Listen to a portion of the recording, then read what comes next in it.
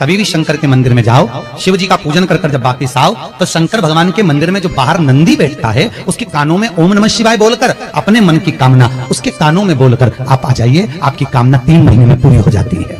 नंदी के ईश्वर भगवान का स्मरण करिए। अगर 7 बेलपत्र आप शंकर को समर्पित करते हो तो 1 बेलपत्र नंदी भगवान पर भी अवश्य समर्पित करिए। नंदीश्वर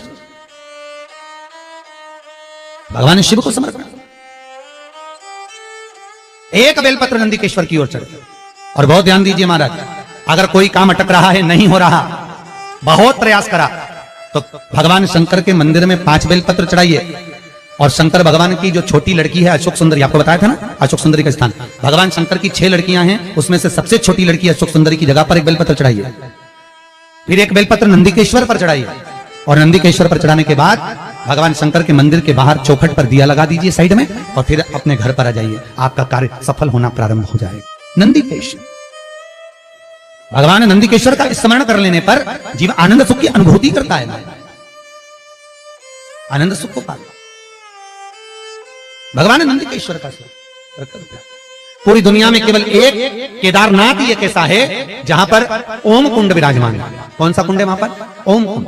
जो बच्चा हकलाता है, तोतला बोलता है या गूंगा होता है, जिसकी वाणी नहीं होती, वो अगर ओम कुंड पर जाकर ओम बोलने का प्रयास करता है तो जितनी देर तक उसके मुंह से घुन्न की आवाज निकलती है उतनी देर तक ओम कुंड में से पानी का बुलबुला निकलता रहता है। और 7 या 8 बार बोलने से व्यक्ति हकलाना छोड़ देता है, तोतला बोलना छोड़ देता है, उसकी वाणी आ जाती है। वो ओम कुंड केदारनाथ जी में बसता है। कहां बसता है? केदारेश्वर।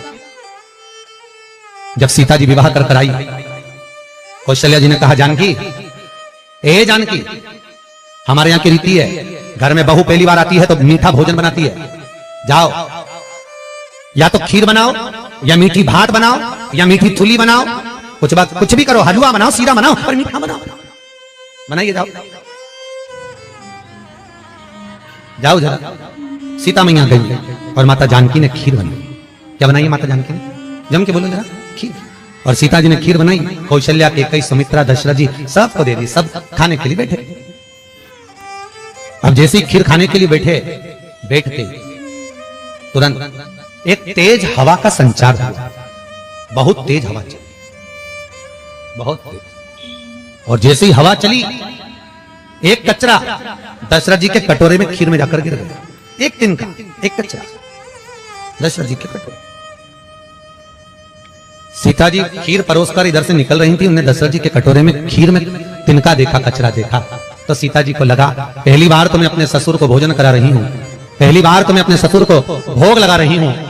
अगर ससुर के कटोरे में कचरा दिखेगा, तिनका दिखेगा, तो ससुर क्या कहेंगे? ये ससुर कहेंगे क्या कि मेरी बहू ने मुझे खाना दिया, भोजन दिया और उसमें भी कचरा दे दिया, और पहली बार तो मैं भोजन दे रही हूं, करूं क्या? सीता जी रसोई घर में गई और रसोई घर में जाकर माता जानकी ने, माता सीता रसोई घर में पहुंच गई। सीता जी झरोके में से, खिड़की में से जो कटोरे में तिनका पड़ा था खीर के अंदर, मां जानकी उस तिनके को निगाहों से देखने लगी। ऐसी निगाह से जानकी जी ने देखा, सीता ने देखा कि वो कचरा कटोरे के अंदर ही जलकर भस्म हो गया। वो तिनका कटोरे में ही जल गया, बस। अब तिनका कटोरे में जब जलकर भस्म हुआ, दशरथ जी ने देख ली। और दशरथ जी ने देखा, तुरंत दशरथ जी उठकर सीता के पास में गए। तुरंत, जानकी, जानकी, पिताजी आप आए हो, आओ बैठो।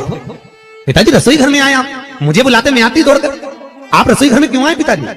कैसे आना हुआ? कैसे आए हो? बोलो। दशरथ जी ने कहा, बहू आज तुझसे कुछ मांगना है। पिताजी मुझसे? आज तो मैंने पहली बार आपको मीठा भोजन बनाकर खिलाया है, बहू को कुछ देना चाहिए, और आज ससुर मांगने के लिए आए?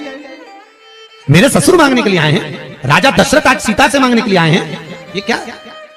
बहू आज मुझे तुझसे कुछ मांगना है, देगी? हाँ पिताजी, मांगो, क्या चाहिए? सीता, पहले राम की सौगंध खा कि तुझसे जो मांगूंगा तुझे देना पड़ेगा। सीता जी कहती हैं, प्रभु पिताजी मैं भले सौगंध न खाऊं, पर जो मांगोगे दे दूंगी, बोलो क्या चाहिए? बोलो ससुर जी आपको क्या चाहिए? पिताजी क्या चाहिए? दशरथ जी बोले वचन तो देना पड़ेगा, पहले वचन दे। वचन देती हूं पिताजी। ये सीता अपने ससुर दशरथ को आज वचन देती है, जो रसोई घर अन्नपूर्णा में जो आप मंगोगे मैं दूंगी।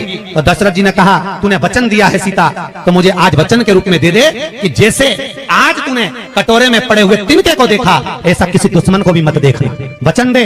सीता जी कहती है मैं वचन देती हूं कि किसी दुश्मन को भी इस तिनके की तरह नहीं देखूंगी। और चरित्र उठाकर देखो, जब जब रावण आता था सीता एक तिनका उठाकर उस तिनके को देखती थी, रावण को नहीं। तिनके को इसलिए देखती थी कि सीता जी मन में सोचती थी वो तो ससुर को वचन दिया है कि तिनके को देखा, ऐसा किसी को मत देखना, इसलिए इसको देख लूं बहुत है। अगर घूर के देख रही बापड़ा तेरे को छोड़ने वाली नहीं, तिनके को देख, तेरे को तो मैं यूं ही निपटा दूं, एक मिनट नहीं लगे।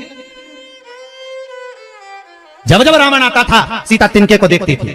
जब जब रावण आया सीता ने तिनके को देखा, बार बार तिनके को देखा। तो रावण ने 2500 बार माता सीता से पूछा था कि मैं आता हूं तो तिनका क्यों देखती है, पर सीता बोली नहीं, क्योंकि मैंने अपने ससुर को वचन दिया है कि किसी जैसा तूने तिनके को देखा ऐसा दुश्मन को भी मत देखना, इसलिए नहीं देख पा रही तेरे को। अगर देख ली थी तो राम को तो आने की भी जरूरत नहीं थी, तुझे तो यूं निपटा के चली जाती।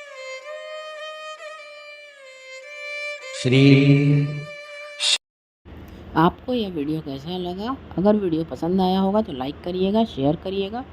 मेरे चैनल में नए होंगे तो मेरे चैनल को सब्सक्राइब करिएगा। ओम नमः शिवाय। हर हर महादेव।